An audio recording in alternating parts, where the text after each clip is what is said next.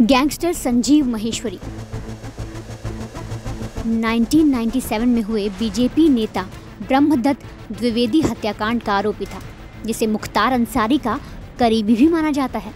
संजीव को पेशी के लिए कोर्ट लाया गया, जहां उसकी गोली मारकर हत्या कर दी गई। आपको बता दें कि जो हमलावर थे वो वकील की ड्रेस पहनकर आए थे, ताकि वो संजीव के करीब आसानी से जा सके। और जैसे ही मौका मिला, उन्होंने संजीव पर फायरिंग कर दी। इसके बाद मौके पर ही संजीव की मौत हो गई। जब इस वारदात के बारे में लोगों से पूछा गया तो उन्होंने बताया कि कातिलों ने कई राउंड फायरिंग की थी। हमले में 3 से 4 लोगों के घायल होने की खबर है, जिसमें एक गोली पुलिस वाले को भी लगी है, वहीं एक बच्ची को। लेकिन अब हमलावर कौन है, पुलिस इसकी जांच में जुटी है। तो चलिए आज क्राइम तक पर जाने, आखिर मुख्तार का ये फेवरेट गैंगस्टर संजीव महेश्वरी था कौन। 90 के दशक में संजीव महेश्वरी ने अपना खौफ पैदा करना शुरू किया था। फिर धीरे धीरे वो पुलिस और आम लोगों के लिए सिरदर्द बनता चला गया। संजीव जीवा पश्चिमी यूपी के मुजफ्फरनगर का रहने वाला था।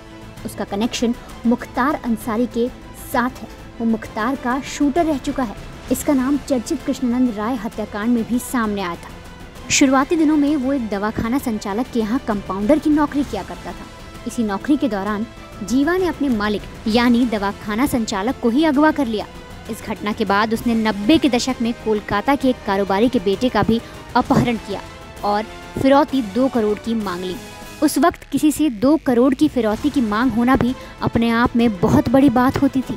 इसके बाद जीवा हरिद्वार की नाजिम गैंग में घुसा और फिर सत्येंद्र बरनाला के साथ जुड़ा, लेकिन उसके अंदर अपनी गैंग बनाने की तड़प थी। इसके बाद उसका नाम 10 फरवरी 1997 को हुई भाजपा के कद्दावर नेता ब्रह्मदत्त द्विवेदी की हत्या में सामने आया, जिसमें संजीव जीवा को उम्र कैद की सज़ा सुनाई गई।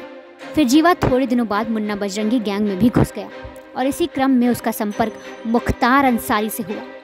कहते हैं कि मुख्तार को अत्याधुनिक हथियारों का शौक था, तो जीवा के पास हथियारों को जुटाने के लिए तिकड़मी नेटवर्क था।